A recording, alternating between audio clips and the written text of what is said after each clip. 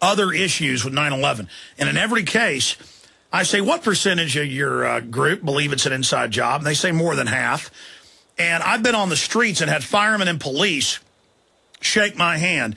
The majority of them. I've had commanders salute me when I've been down there. The cops know. The firemen know. They know. They're not stupid. They know that they were told the air was safe to breathe, and internally the EPA knew how deadly it was.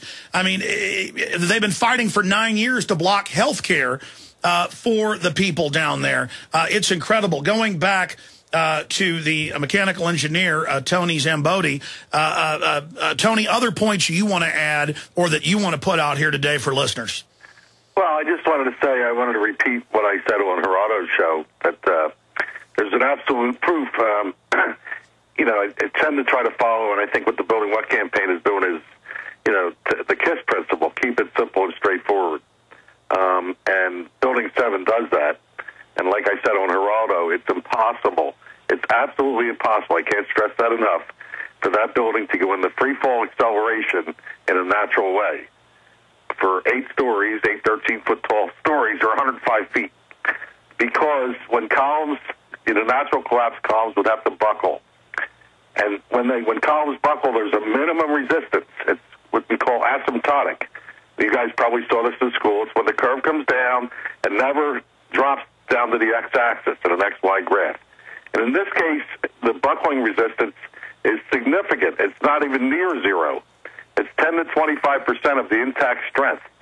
So what I want to say there, it's not just 10 to 25% of the resistance because you have a factor of safety. The columns in Building 7 were anywhere from 3 to 5 was the factor of safety. In other words, they could support a load above them that was 300 to 500% greater than what they actually had on them. So when I say it retained 10 to 25% of its intact strength, that means even if they were buckling, completely scissor folded, they could still support a load that was 30 to 75% of the load that was on them. That means it can never go to free fall. It's completely impossible. So let's say one level did buckle. It wouldn't have been symmetrical, A. B, you would have had it collapsing in chunks. It would have taken time for each floor to collapse. And there's another area that I know you can quantify. I forget the exact term they use. But the pile was too short. These things had been blown in to manageable sections, just like a controlled demolition. Well, you didn't have a...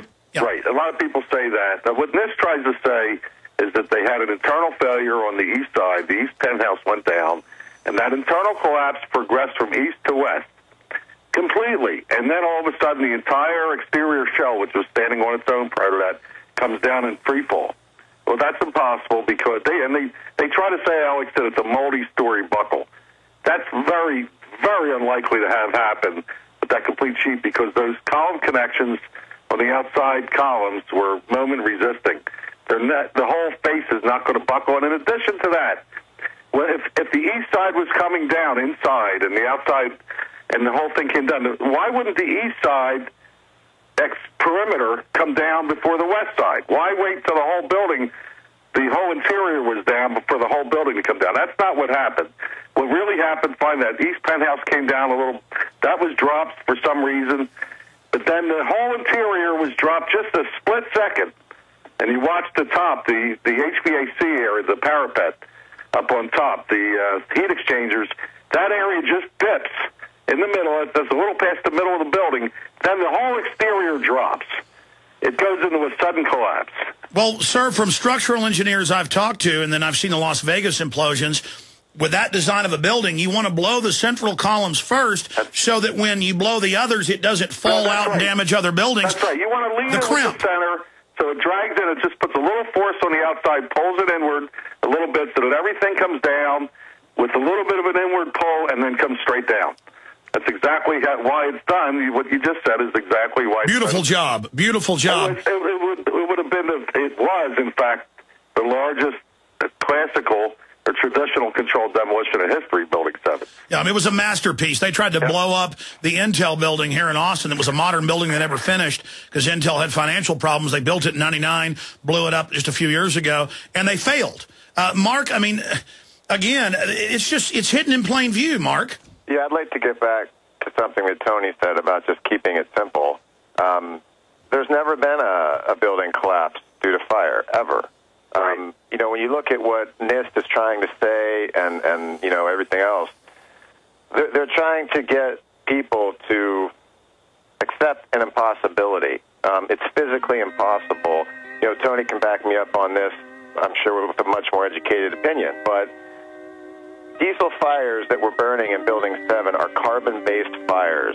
And carbon-based fires cannot get hot enough to melt steel. It's physically impossible. You're absolutely right, Mark. Stay there. Final segment. Man, this hour has gone fast. Folks, be part of this history-making event. Join the team for liberty and the truth. Donate at buildingwhat.org. I'm Alex Jones at Infowars.com. We'll be back with Mark Stepnoski and others.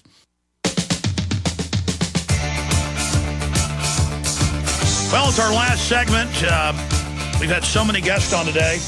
Coming up when we go into retransmission, it's Webster Tarpley, Phil Berg, Mike Adams, Porter Stansberry, Mark Stepnoski, and Tony Szamboti, engineer. You got cut off by the break. You had another point you wanted to make, Mark, about the magic bullet. Well, yeah, just as far as, you know, being told to believe a physical impossibility. You know, the linchpin, I'm glad you brought up the Kennedy assassination, because the linchpin of that argument is the magic bullet theory. And that's an absurd theory. A bullet cannot behave the way that bullet was described to behave. So, you know, if you're going to believe the official story of the Kennedy assassination, you're asked to believe a physical impossibility. And the same thing holds true for Building 7 and 9/11 in general. You know, a steel building has never collapsed from fire. If you go online, you can see examples of other buildings in different countries throughout the world that have burned for hours and hours and not come down. That's why they build buildings out of steel. That's why your fireplace is made out of steel, because you put wood in there. Wood is a carbon-based fire, and it can't get hot enough to burn steel.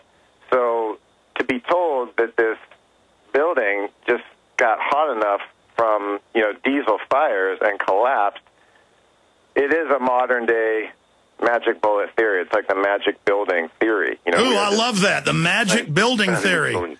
Asked to believe that this thing came down, but in reality, you know, whether it's jet fuel or wood or anything that was burning in that building, diesel, fuel, that's a carbon-based fire, and it cannot get hot enough to melt steel. It's just impossible. Let me back you up on that a minute, Mark, for a second, if you would. The reason, a lot of people say, when you tell people fire can't melt steel, a lot of people don't understand why. And there's scientifically, I just want to say real quick why. You can melt steel in a blast furnace, but that's because you have pure oxygen. A pure oxygen environment allows you to get to 3,000 degrees centigrade. But you're only, the byproducts are carbon, it's water, I think carbon dioxide molecule, or monoxide. You're only heating up 2 additional molecules, which takes energy if you have to heat them up. In air, you have 1/3 of the oxygen you would normally have, or a little less, actually. And then you also have to heat up several molecules of nitrogen when you have a fire, a diffuse flame. Yeah, but fire everybody knows their stove doesn't melt when they cook stuff, and those flames are blue. I'm They're just trying to explain why you can only get to 1,000 degrees centigrade or 1,800 degrees Fahrenheit, because you don't have as much oxygen, and you have to heat up these other molecules, and it's 3 times more. And that's why you can only get 1/3 of the temperature outside of a blast furnace. And that's why you can't melt steel, because it doesn't start to melt till about 28 degrees, 100 degrees Fahrenheit, or 1,500 centigrade. And you can't get hotter than 1,000 degrees centigrade or 1,800 Fahrenheit with any hydrocarbon fire. Tony, I hate to interrupt you. We're going to have to do, I guess, 5 minutes of overdrive. I'll let you both go at 5 after. We're about to end the official show, but most stations carry this next hour. But I'm only going to do 5 minutes into overdrive like I did yesterday. Because I do want to spend some time, but I want you to be able to go back, both of you, on the science of this in the next little segment. But now I just want to give the website out. It's buildingwhat.org. And I know I'm putting you on the spot, Tony. Is there a phone number for folks that can't give online? I don't know of one right off, Alex. I can find that out.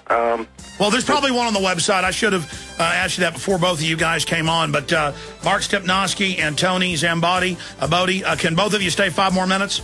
Sure. Okay, fantastic, because I don't want to cut you off the middle of your science, and I want to be able to also ask Mark about his view of the TSA, because that's all a extension of 9/11. And then I asked him if he knew about Matalib and the staged event, and of course he did. So informed. Back in 60 seconds. Stay with us. Final segment straight ahead.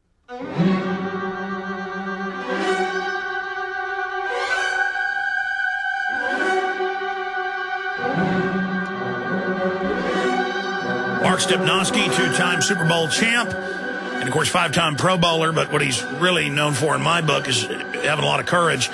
Just as an aside, we have been contacted over the last 5-6 years by countless former and current NFL stars, mainly NFL for some reason, a few basketball players, and they always want to talk to me off air, and I'm a busy guy. I'm not a hot shot or big shot, but I'm busy. But I've called a few, and they just want to thank me and buy a bunch of videos and, you know, sometimes donate, but they're scared.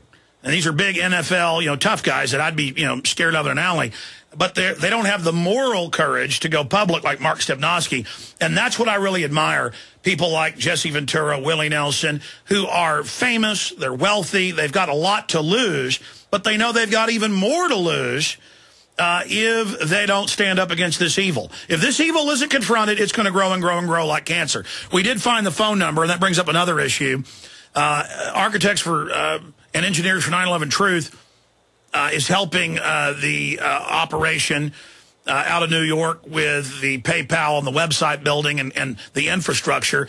And 5% of the donations go to them to fund the infrastructure, 5% to first responders, which I think is great. And then, of course, 90% goes to the ads. So it's buildingwhat.org, and that is so exciting. Please donate today. But I just wanted to bring Mark Stepnoski back and Tony Szamboti to just say closing comments from both of you. Anything else you'd like to comment on, Mark Stepnoski? Well, I'd just like to say thanks for having us on. I appreciate the time to talk about this, and obviously anyone who's listening, you know, I would urge them to vote with their pocketbook. That's one thing you can do nowadays.